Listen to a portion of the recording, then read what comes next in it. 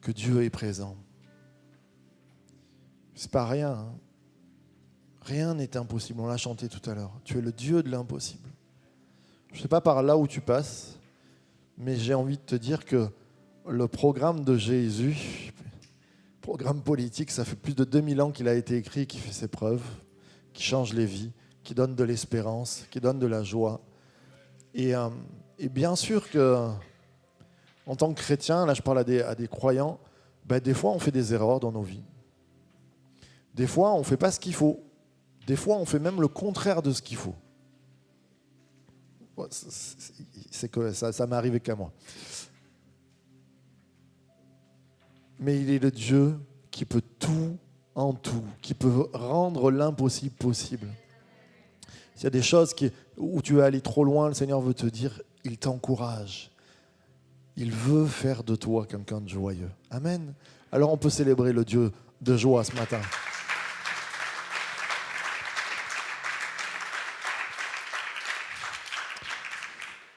Quel bon moment, des moments de baptême qu'on attend avec impatience. Antoinette et... mince, ça y est, j'ai le trou. Camille, merci, j'allais dire Claudine. Camille, ça fait des années qu'elle me tarabusque pour le baptême. C'est un moment de joie. Alors le baptême, qu'est-ce que c'est ? On ne baptise pas les enfants chez nous, on baptise les adultes. Et oui, parce qu'à l'époque de Jésus, on ne l'a pas baptisé enfant, c'est baptisé adulte. Et on croit que c'est un baptême, le baptême biblique de confessant, c'est-à-dire de personnes qui disent « moi ».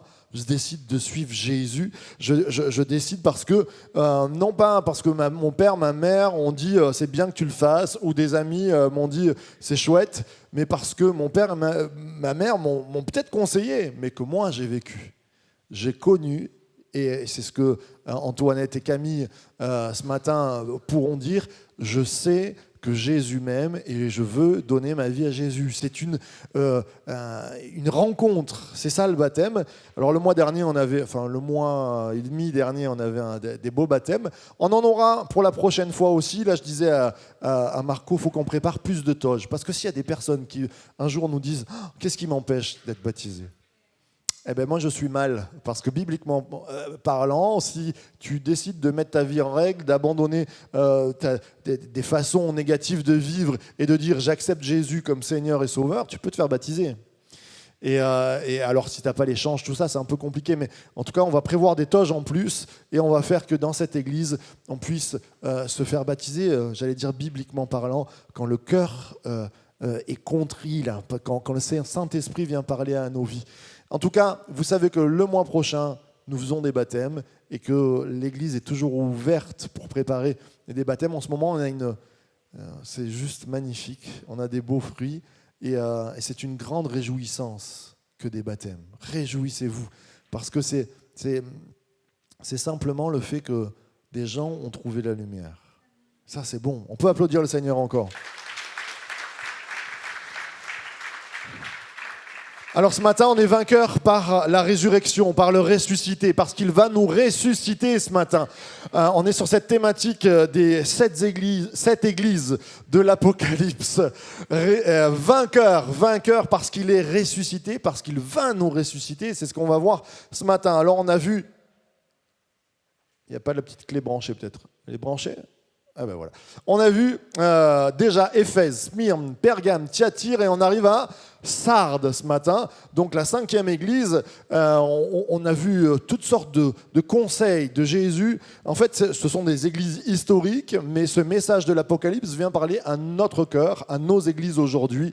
Par exemple, pour Éphèse, il y a dit « Retrouve ta passion ». Tu as perdu ton premier amour. Et c'est bien d'être croyant, c'est bien d'être chrétien, c'est bien d'avoir la foi, mais à un moment donné, c'est une foi de passionné. C'est la passion qui vient dans nos cœurs. Pour d'autres, il a dit change certaines choses et puis il a encouragé sur d'autres points. Dieu n'est pas un père fouettard, il voit les bonnes choses, il l'encourage, mais aussi il sait dire la vérité sur des points qui font que ça va être comme du poison dans nos vies. Et ce matin, on va voir avec Sardes qu'il va y avoir peut-être de ça, des choses à changer dans nos vies pour pouvoir être heureux, simplement. Dieu ne dit pas un change pour, vous savez, les empêcheurs de tourner en rond. Certains, ils mettent des règles. Dieu ne met pas des règles pour pour nous empêcher de tourner en rond. Il nous dit, si tu veux la vie, si tu veux le bonheur, écoute ce que j'ai à te dire. Après, il ne te force pas. Il n'a pas mis des boutons sur nous, sois un bon chrétien, clouc, et tu es un bon chrétien. Non, il nous a laissé libres d'être ce que nous sommes, mais il nous encourage à être meilleurs. Être meilleur, c'est aime ton Dieu, mais aime ton prochain. Et aimer son prochain, c'est le plus dur sur cette terre. Moi, je rencontre des chrétiens qui disent « Ah là là, moi l'église, j'en ai pas besoin, je suis bien seul chez moi. » Mais c'est sûr, parce qu'ils aiment Dieu, mais parce que quand ils se rencontrent avec une centaine de personnes, de suite, il y a un malaise, il y a des problématiques, il y a des choses. Et donc, aimer son prochain, c'est ce qu'il y a de plus compliqué, c'est un miracle. Aimer son prochain, c'est un miracle. Complètement, on a tous des différences. Regardez, si on se met là, moi de suite, j'irais avec Jean-Marc, on ferait le groupe des 100 cheveux, et on dirait, nous, on est bien, Nico, il a des cheveux, Enzo, ils sont moins bien, ils ne peuvent pas comprendre les épreuves par lesquelles on est passé, tout ça. Des fois, il y a des croyants qui disent ça. Oui, dans cette église, on ne peut pas comprendre par les épreuves par lesquelles je passe. Oui, mais ok, toutes les épreuves sont différentes, mais tout le monde est éprouvé. Et l'église, elle est là, non pas pour être parfaite, mais pour être ensemble. Parce que Dieu a fait des croyants et surtout de l'Église un peuple, non pas des peuples, non pas des jeunes, des vieux qui restent d'un côté, non pas des noirs, des blancs qui restent d'un côté, mais il a fait un peuple. Et ça, c'est le miracle. Moi, j'ai vécu en Israël où Arabes et Juifs pouvaient célébrer ensemble un culte. Ça, c'est exceptionnel. Vous ne le verrez jamais ailleurs que dans la foi en Christ. Et ça perdure et les gens s'entendent. On a célébré aussi en Israël des cultes. Alors nous on ne voit pas la différence, mais entre des Congolais et des Ivoiriens. Alors, pour nous, les Français, on se dit, ils sont africains. Bon, tiens, tu parles. Des pays entiers, c'est un peu comme les Italiens et les Français, quoi. Ah là là là là là là, c'est différent. Eh bien, Dieu gomme les différences. C'est pas qu'il gomme les différences, c'est qu'il change les cœurs. Il gomme pas les différences. Il change les cœurs et il fait qu'on puisse aimer notre prochain. Alors ce matin, on est là devant Dieu et on se dit, Seigneur, change nos cœurs. C'est ça l'Église aussi. On vient ici pour un petit peu se dire, il y a des bonnes choses, mais il y a des choses aussi, il faut que je change dans ma vie et que le Seigneur nous aide. Alors, on va lire ensemble, on peut se lever, la lettre qui est écrite à l'église de Sardes. Il nous est dit, à l'ange de l'assemblée qui est à Sardes, écrit, « Voici ce que dit celui qui a les 7 esprits de Dieu et les 7 étoiles. Je connais tes œuvres, que tu as le nom de vivre, que tu es reconnue comme vivante, mais tu es morte. Sois vigilant et affermis ce qui reste, qui s'en va mourir, car je n'ai pas trouvé tes œuvres parfaites devant mon Dieu. Souviens-toi donc comment tu as reçu et entendu, et garde et repens-toi. Si donc tu ne veilles pas, je viendrai sur toi comme un voleur, et tu ne sauras point à quelle heure je viendrai sur toi. Toutefois, tu as quelques noms à Sardes qui n'ont pas souillé leurs vêtements, et ils marcheront avec moi en vêtements blancs, car ils en sont dignes. Celui qui vaincra, celui-là sera vêtu de vêtements blancs, et je n'effacerai point son nom du livre de vie, et je confesserai son nom devant mon Père et devant les anges. Amen, amen et amen. Juste. Quelque chose de quand même extrêmement exceptionnel, ce dernier verset qui dit « À celui qui vaincra, je confesserai son nom devant mon Père et devant les anges. »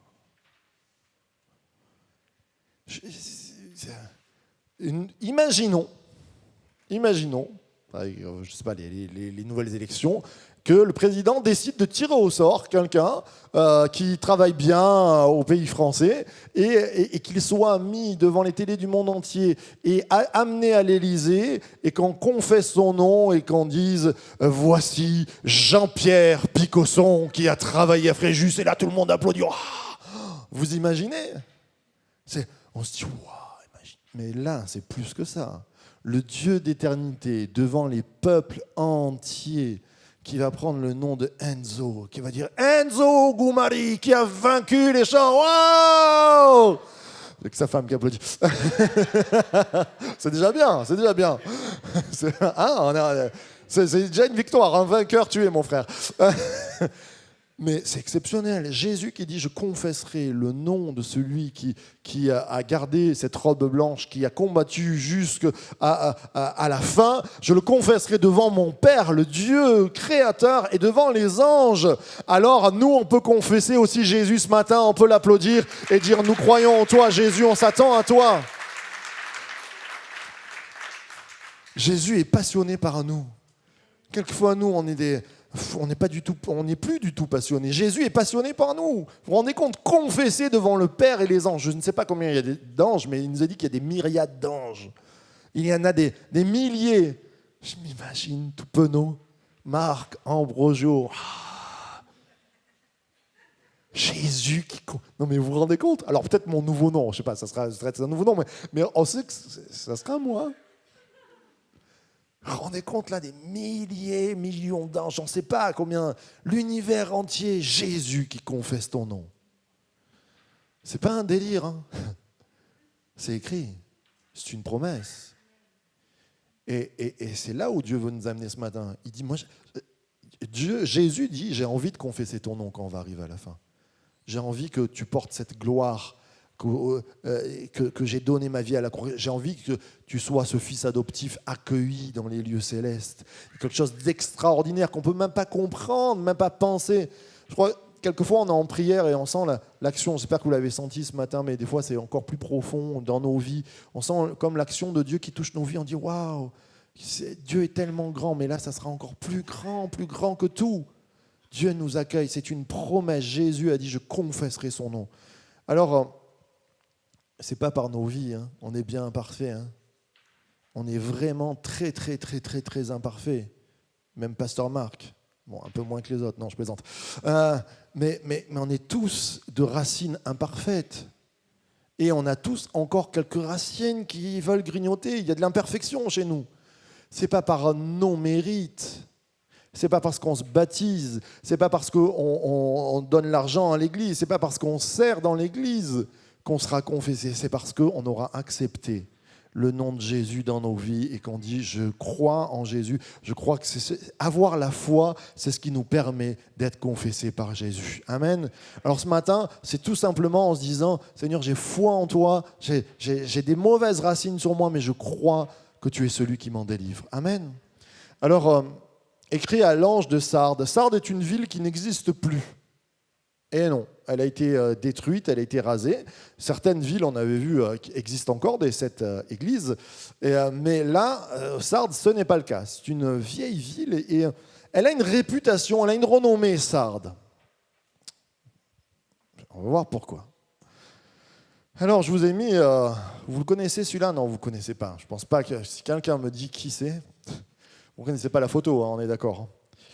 On a une expression en français, on dit « riche comme ».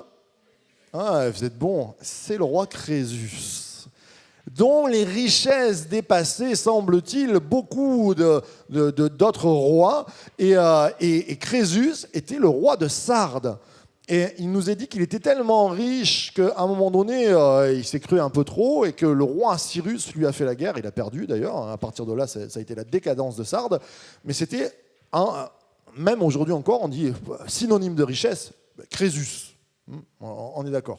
Et en plus, alors, en fait, toute cette ville, cette région de Sardes, était vraiment une ville renommée pour sa richesse, puisque ils étaient à côté d'une rivière, et ça je l'ai appris en travaillant, hein, ma prédication, un fleuve, et ce fleuve, d'ailleurs, on en a gardé aussi une expression française, pour vous dire, hein, les cultures quand tu nous tiens.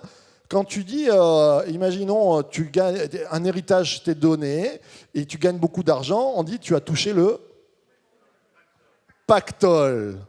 Pactole, je ne savais pas, c'est le nom du fleuve qui borde Sardes. Ah ouais, donc, alors d'où ça vient? Alors il y a toute une légende. En fait, on trouvait de l'or. Les chercheurs d'or allaient au Pactole, à Pactole, et ramassaient, faisaient le travail de chercheurs d'or dans cette rivière. Il y avait même la légende, pour vous dire, hein, toutes ces choses, du roi qui, ça c'est vraiment une légende, qui tout ce qui touchait devenait de l'or. Midas, et qui avait tout ce que sa main touchait, voilà. Mais en fait, il avait demandé ça au Dieu en disant, moi, ce que je désire, mon rêve, mon souhait, c'est que tout ce que je touche devienne en or. Sauf que quand il touchait son pain devenait en or, il ne pouvait plus manger, il allait presque mourir. Donc il est allé voir le Dieu qui avait fait ça. Enfin, c'est la mythologie là. Et le Dieu lui a dit, va te laver ta main dans le pactole. Et en fait, sa main a été lavée, tous ses pouvoirs, mais c'est là la légende, le pactole, on disait, il y a de l'or. Dès que tu fouilles dans cette rivière, on trouve de l'or. Donc toute cette région, c'était la région avec une renommée de richesse extraordinaire, donc de la vie, tout ce qui est. Sauf que notre cher ami Crésus a été battu. En l'an 17 de notre ère, un grand tremblement de terre arrive sur Sardes, rase tout. Même que l'Empire romain vient là-bas, l'empereur, et dit on va donner de l'argent pour reconstruire, il n'y a plus rien. Et quand ils reconstruisent, la gloire ne revient jamais. Et donc c'est une renommée. Et là, on peut faire la comparaison. Toujours les églises, elles sont les lettres que Jésus envoie aux églises, elles parlent de leur culture. Et elles viennent toucher leur culture. Et la culture, c'est tu es renommé comme vivante et riche. Tu es renommé comme quelque chose de waouh, Crésus, pactole, mais en fait tu es morte. Parce qu'à l'époque où on écrit la lettre, la ville, il n'y a plus rien de bon, tout est en ruine. Il y a même des écrits où on dit il vaut mieux pas passer par Sardes parce qu'un mur peut vous tomber dessus tellement c'est en ruine. Et il y a cette ruine qui est là, et pourtant ça renommée, encore aujourd'hui, pactole, Crésus, on est dans une renommée de richesse. Et Jésus vient dire la culture de l'Église ressemble à cette culture-là. Et attention, tu te crois riche, tu te crois vivant, mais tu es morte. Et c'est très intéressant. J'ai toujours entendu, quand j'étais jeune, les vieux pasteurs en disant la parole de Dieu nous dit de se garder de l'esprit du monde, de l'esprit extérieur qui peut être négatif sur nos vies. Alors, quand on était jeune, c'était toujours la cigarette, les crêtes sur la tête, les mini-jupes, les choses comme ça. Et sauf qu'on n'a pas vu, moi je pense, on n'a pas vu les profondeurs du cœur français. La mini-jupe, c'est pas le cœur français à la base. Je pense, qu'est-ce qui représente la France? Moi, je trouve qu'on est un peuple de manifestants. On est des manifestants. On est toujours en train de manifester. On n'est jamais content. Nous sommes un peuple qui est, je pense, un des premiers peuples à être si peu fier de son pays. Tu vas dans tous les pays, tu vas en Italie, ils ont des drapeaux italiens. Tu vas en Israël, je ne vous dis pas, et dès que c'est la fête nationale, tu vois du blanc et bleu. Les États-Unis, nous, Français, on n'est surtout pas français, quoi. On aime les chansons françaises, mais on préfère les chansons américaines. Et il y a quelque chose de... Qu'est-ce qui représente la France? Moi, je trouve, on est manifestant, on n'est jamais content, on n'est pas content de notre pays, on n'est jamais heureux, on croit toujours que c'est mieux ailleurs, on croit toujours que c'était mieux avant. Et ça, c'est intéressant de réfléchir à... Jésus va dire, change la mentalité, la culture. Et à toutes les églises, il le dit, ta culture, elle est imprégnée et elle imprègne ta foi. Eh bien, à 100%, je peux vous dire que notre culture française imprègne notre foi. Alors peut-être qu'on est un peu d'ailleurs et que vous êtes d'autres pays, je sais qu'il y a des Roumains, bien, il y a des qualités qui sont extraordinaires chez les Roumains, mais aussi peut-être des mauvaises façons de penser qui vont être dans votre cœur. Eh bien pour les Français, c'est pareil, c'est exactement pareil. On a des belles qualités, on est des gens qui savons réfléchir, on essaie de travailler. D'ailleurs, les grands cerveaux partent aux États-Unis, tout ça. On fait des belles choses. On aime bien la bonne nourriture, on aime bien cuisiner, on aime bien l'ingénierie. Et pourtant, on n'est jamais content, on manifeste. Et même des fois, le pays périclite parce que être un signe de réussite, par exemple en France, ça ne va pas. Il ne faut surtout pas réussir, il faut être moyen. Et ça va toucher l'Église. Dans notre foi, qu'est-ce qui amène à... Est-ce qu'on n'est pas des manifestants? Combien j'ai vu d'églises se diviser, se subdiviser parce qu'on était des églises de manifestants? Je ne suis pas content parce que la porte qui était à droite, elle est à gauche et ça fait du vent quand on ouvre et tout. Ouais, super. Dis-toi que tu as une église, il y a des pays qui n'ont pas d'église, quoi. Je ne suis pas content parce que la peinture qui était bleue, elle est devenue blanche et c'est bon, oui, on a une église. Je ne suis pas content parce que le frère Intel, il ne m'a pas dit bonjour ce matin. Réjouis-toi, tu n'es pas en prison, tu peux lui dire bonjour déjà. Et pourquoi tu n'y es pas allé toi? J'ai rencontré des croyants qui me disaient, moi, il n'y a pas d'amour dans votre église. Je dis, pourquoi? Ah ben on m'a pas invité la dernière fois. J'ai dit, mais tu as invité toi? Ah non, moi j'invite jamais chez moi. Ah ben, ça c'est des réalités. On est des manifestants. Et c'est très intéressant côtoyer des chrétiens américains. Et vous vous dites, ils surjouent, c'est pas possible. Pour nous, on est vraiment, mais vraiment notre culture, elle est terrible, hein, elle nous touche. Hein. Moi, je le vois même en tant que pasteur. Dès qu'un pasteur prêche, je dis, wow, ça, c'est pas tout à fait biblique. Ça, wow, là, il exagère quand même le gars, tout ça. Et tu te retrouves avec un Américain, tu dis, waouh, c'était super bon ce matin, c'était bénissant, waouh, extraordinaire, tout ça. Et là, tu te dis, mais quel hypocrite, le gars, il a vu, c'est pas possible. Mais bien sûr qu'il a vu. Mais bien sûr qu'il a vu. Les Américains ne sont pas plus bêtes que nous. Sauf que les chrétiens américains, ils ont une culture d'encouragement. Pourquoi les Américains gagnent toujours au JO? Parce qu'ils s'encouragent à gagner toujours le premier prix. Pourquoi on est toujours quatrième? Parce que oui, non, tu sais, le succès, faut relativiser dans la vie. Puis le premier, il a gagné, mais on sait très bien qu'il avait des Nike Air, quoi. Si nous, on avait eu les Nike Air. Non, le gars, il a travaillé. Et on est toujours dans cet esprit de rabaisser la victoire, le succès. Et attention, le Seigneur nous dit, dans ta foi, il y a des choses qui ne vont pas, et il faut se repentir. Je dis pas qu'il faut être aveugle sur tout.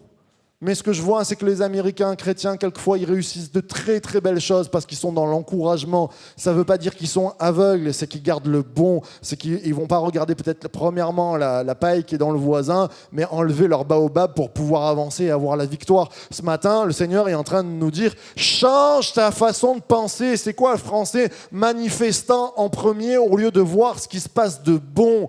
Il y a des belles choses qui se passent dans nos églises, il y a des belles choses qui se passent dans la foi, il y a des revivalistes chez nous, il y a des choses extraordinaires qui prennent place. Alléluia, réjouissons-nous, encourageons. C'est ça la culture du ciel. Le Seigneur ne va pas voir Gédéon en lui disant, mais t'es un pauvre pecno, mon gars, t'es en train de ramasser le blé, de le battre dans une piscine là pour te cacher, c'est la honte sur toi, t'es même pas un courageux, mais shame on you, t'es vraiment nul, mon gars, tu devrais te lever, tu devrais te faire des pompes et être musclé, mais t'as honte de ton héritage, tu viens même pas me prier. C'est ça qu'il dit à Gédéon, mais jamais de la vie. Nous, on aurait dit ça. On aurait dit, oh, quand même, Gédéon. Il va le voir, il lui dit, vaillant héros, lève-toi. Et lui, c'est un vrai Français. Gédéon, il va regarder, il va dire, mais moi, je suis le plus petit de ma famille, elle est la plus petite. Il se met à pleurer, il dit, jamais on aura du succès. Et le Seigneur lui dit, sois un Américain. Vois grand.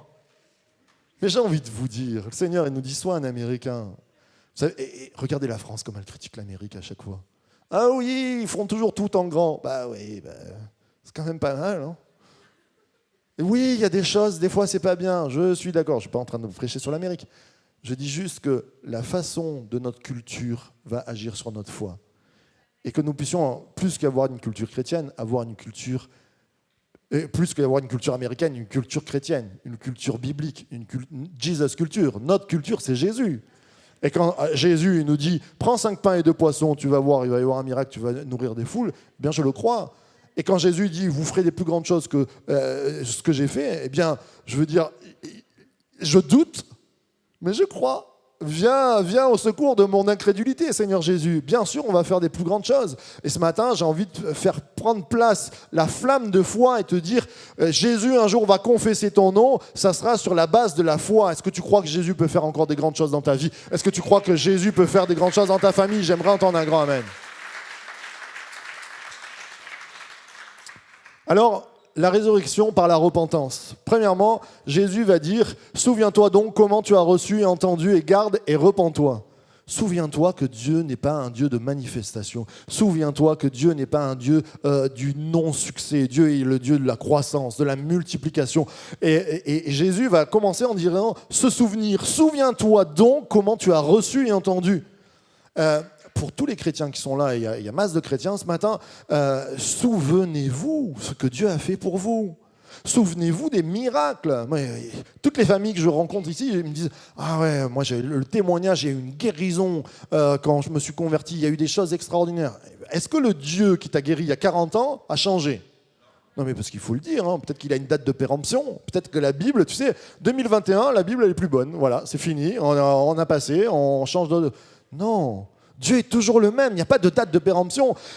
Il te dit ce matin, souviens-toi ce que j'ai fait pour toi.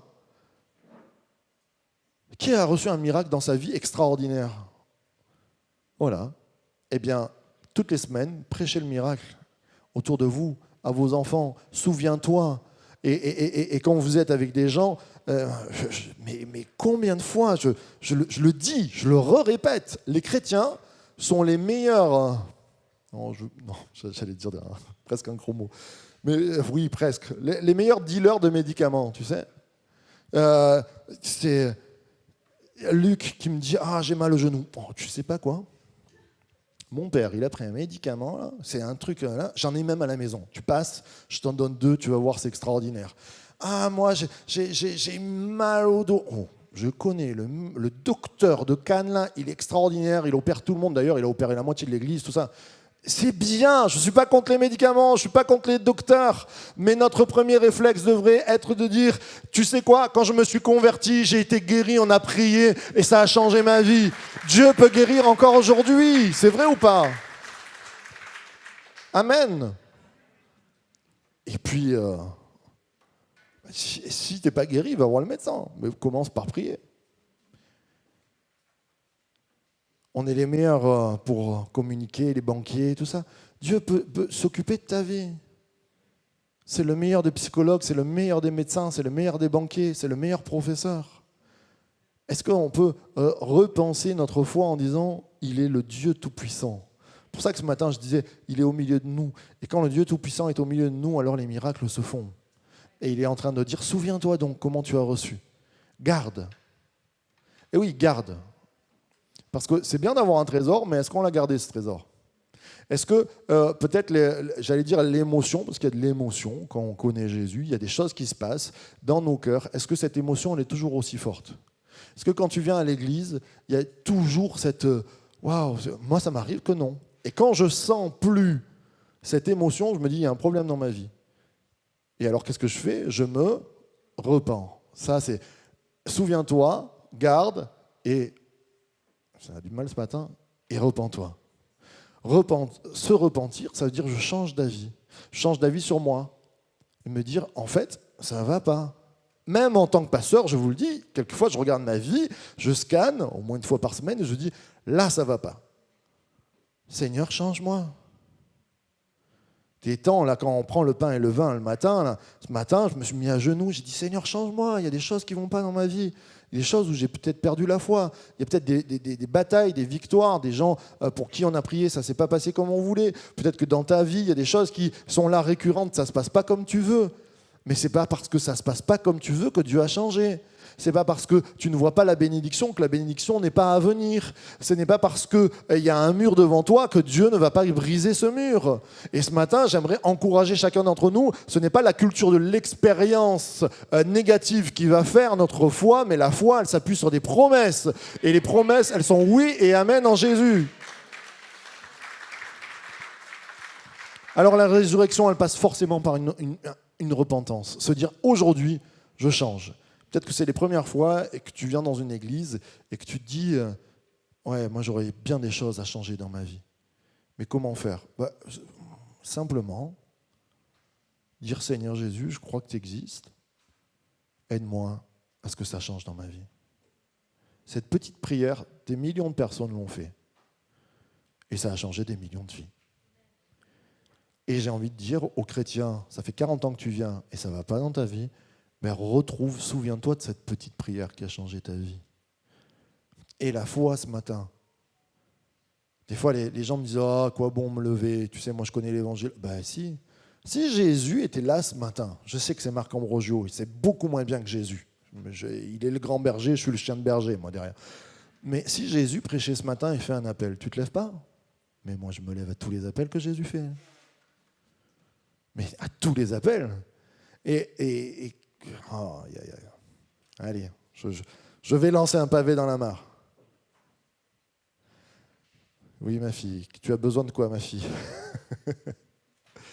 Ce matin, je lance un pavé dans la mare. C'est combien de fois j'ai entendu « Oh, il se lève encore à l'appel, lui, il n'a rien compris. » Que celui qui n'a jamais dit cette phrase... Mais combien de fois j'ai entendu « Ah, il se lève encore à l'appel, mais les gens, ils ne comprennent rien. » Mais quoi? Si Jésus prêchait, je me lève à tous les appels.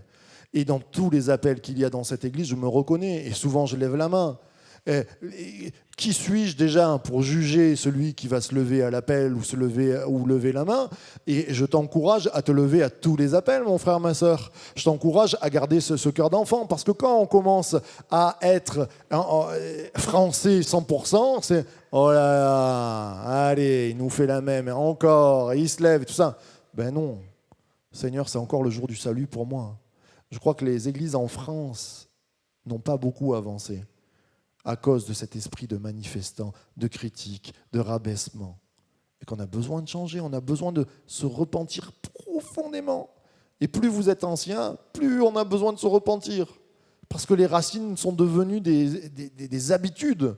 Elles sont devenues comme des fossiles presque. Vous savez, des fois on retrouve des arbres qui se sont fossilisés. Ça ressemble à un arbre, mais il n'y a plus rien dedans. C'est de la pierre. Quand ça ne nous touche plus, on a besoin que le Seigneur brise ce fossile, que la vie, elle jaillisse. Je le dis en premier pour moi, les frères et sœurs. Combien de fois la culture touche plus vite nos cœurs que la foi? Et on n'est pas des gens de culture française, on a été adoptés, on est des gens de culture céleste. Et ça doit changer la donne. Ça doit aider à aimer les uns et les autres. Ça doit aider à servir. Ça doit aider à changer ce qui est autour de nous. Amen. Amen. Et puis, la résurrection, je crois qu'il faut que tu passes parce que je n'ai pas la main, mon frère. La résurrection par le souffle. Voici ce que dit celui qui a les 7 esprits de Dieu et les 7 étoiles. Voici celui qui a les 7 esprits de Dieu et les 7 étoiles. Qu'est-ce que ça veut dire, ça? Il y a même des théologiens, des pasteurs qui ont dit, en fait, on s'aperçoit que Dieu est 9. Il a 9 esprits, puisqu'il y en a 7 là, puisqu'il y a le Saint-Esprit. Non, mais non, c'est pas ça du tout. Il n'y a pas 7 esprits de Dieu. Pourquoi les 7 esprits, ça veut dire... le chiffre 7, c'est une image de perfection, de complétude. Ça veut dire que dans tes bons jours comme dans tes mauvais jours, l'Esprit de Dieu peut venir impacter. 7 jours, c'est les chiffres de la semaine. Ça veut dire que dans ton lundi, ça va bien, le Saint-Esprit est là. Dans ton mardi, tu reçois une mauvaise nouvelle. Ah, le Saint-Esprit n'est plus là. Non, cet esprit de plénitude. Voici celui qui a les 7 esprits. Il y a quelque chose de parfait que Dieu veut faire. Et quand Jésus se présente, il dit « Je suis parfait, je sais ce qu'il te faut, je sais ce qu'il te faut dans ta vie. » Et dans la vie d'Alexandra, il y a quelque chose. Dans la vie d'Esther, il y a autre chose. Il y aura besoin d'une autre complétude, mais il est le Dieu qui vient et qui dit « Je complète, je rends, j'accomplis. » Quand Jésus meurt à la croix, il dit « Tout est accompli ». Combien de fois j'entends pour lui ça marche, mais pour moi ça ne marche pas. Mais non, c'est faux. Puisqu'il est le Dieu qui a les 7 esprits. Les 7 esprits. C'est-à-dire qu'il vient dans toutes les perfections, dans toutes les pans de ta vie. Dans ton passé, il vient reconstruire. Ton avenir, il est dans ses mains. Dans ce qui se passe dans ton cœur, où tu doutes, lui, il ne doute pas de toi parce qu'il sait ce qu'il va faire avec toi. Là où peut-être qu'il y a une destruction familiale, il est le Dieu Père. C'est-à-dire, il dit, moi, je suis un exemple de paternité qui n'est pas celle que tu as vécue. Je ne suis pas ton père de la terre, mais je suis le Père Céleste qui est parfait et je peux amener un amour parfait dans ton couple, dans ta famille. Il est celui qui accomplit toutes choses. Il est celui qui, dans nos défaillances psychologiques, te dit « J'agis dans ta psychologie ». Est-ce qu'on pourrait applaudir celui qui veut agir tout en tout? Voici ce que dit celui qui a les 7 esprits. Esprit en hébreu et même en grec, ça veut dire souffle. Il nous a dit qu'il créa l'homme et qu'après qu'il fut créé, Dieu vint souffler un souffle spécial dans l'homme. La neshama. C'est l'âme qui appartient aux humains, pas à celle des animaux. Il y a une différence. Et comment ça se passe? Il vient souffler un souffle de vie. Ce matin, il y a quelquefois des... Et on s'aperçoit quelquefois, on regarde les conflits sur la terre, on se dit, mais est-ce que l'homme est un animal ou pire que l'animal? Il nous arrive dans nos vies de nous mettre en colère et de devenir des animaux. Il nous arrive quelquefois d'avoir des addictions dans nos vies et d'être pire que les animaux. Quand on voit ce qui se passe dans le monde entier, on se dit, mais c'est pas possible. Même un raton laveur gère mieux qu'un humain des fois. Eh bien, Dieu veut te dire, dans ton côté où tu as perdu ton humanité, je veux souffler un souffle de vie céleste qui va remplacer cette déshumanité. Et quand tu as reçu le souffle céleste, et c'est là où je critique les églises, là oui, je dis souvent, quand ça se passe mal, c'est peut-être que l'église n'a pas fait son boulot. Quand dans des villes, ça ne se passe pas bien, l'église devrait se lever. Quand dans des pays, ça ne se passe pas bien, l'église devrait être la première à se lever. N'attendons pas les politiques, n'attendons pas toutes les organisations, soyons les premiers. Et je suis fier que dans notre église, dans l'œuvre sociale, par exemple, nous soyons les premiers. Et j'espère que ça va se lever dans tous les secteurs et que même en politique, nous puissions avoir des voix qui soient entendues, qui soient des voix politiques chrétiennes. Non pas qu'on veut prendre le pouvoir, non pas ça, mais de faire entendre une éthique chrétienne. Parce que quand ça se passe mal, c'est souvent que l'Église s'est tue. Et le souffle de vie vient puisque tu reçois ce matin un souffle de vie qui change ton côté animal en vrai humain céleste, eh bien le Seigneur veut te dire ce souffle, il peut se partager. Et ce souffle doit envahir notre cité de Fréjus, Saint-Raphaël, ce souffle d'amour, ce souffle d'entraide, ce souffle d'espérance, ce souffle de joie. Il doit pas rester.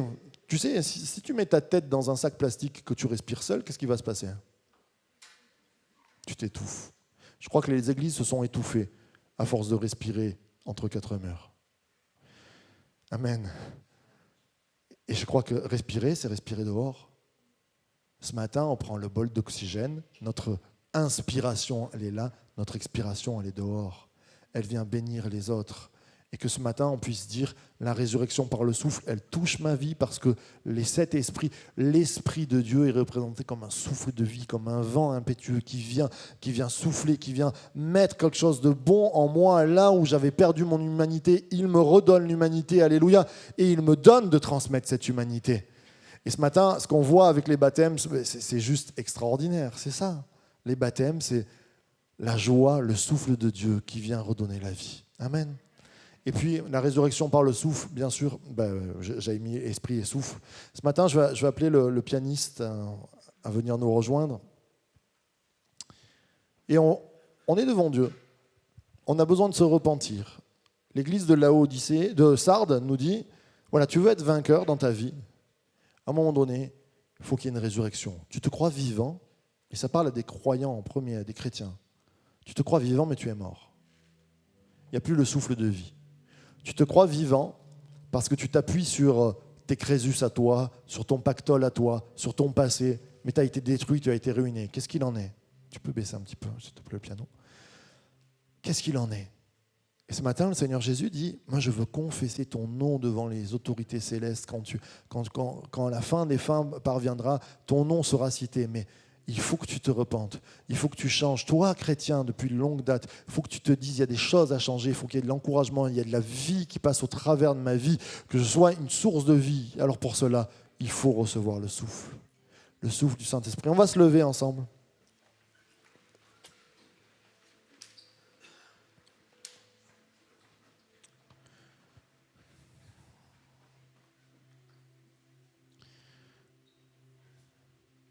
C'est un moment sérieux, on est devant Dieu. Première fois que tu viens à l'église, tu te dis, moi j'ai envie de changer, c'est vrai. Je n'ai pas tout compris peut-être, mais je comprends que Dieu peut changer ma vie. Alors simplement, c'est le moment de donner cette chance à Dieu, de dire, j'ai foi, je crois que tu peux faire quelque chose. Est-ce que tu peux faire quelque chose? Un jour, il y a un homme qui pose la question à Jésus, « Si tu peux faire quelque chose pour moi ?» Et Jésus qui lui répond, « Si je peux, mais je le fais, crois seulement. Tu verras la gloire de Dieu. » Et je parle aussi pour des chrétiens de longue date, qui ont l'apparence, qui ont le nom comme Crésus, mais qui n'ont plus les richesses, et qui ont besoin d'être ressourcés. Moi, je suis le premier, j'ai préparé cette prédication, donc je me suis repenti en faisant cette prédication. Ce matin, j'étais à genoux devant Jésus en disant « Seigneur Jésus, change mon cœur », là où même je n'ai pas vu que des cultures étrangères se sont infiltrées pour enlever la vie. Seigneur, redonne-moi la vie. Alors dans ces deux appels, que tu sois tout nouveau, que tu recherches juste cette chance de changer, que tu veux donner la chance à Dieu de dire « Seigneur, mon Dieu, tu n'es même pas encore mon Dieu, mais j'aimerais que tu changes ma vie. » Et peut-être que ça fait 40 ans que tu es là et que tu dis « Moi, j'ai besoin de ta vie parce que je me suis sclérosé, je suis devenu un fossile. » Alors on a les yeux fermés, c'est un moment d'intimité, je ne regarde pas. Nous avons les yeux fermés. C'est ton moment avec toi et Dieu.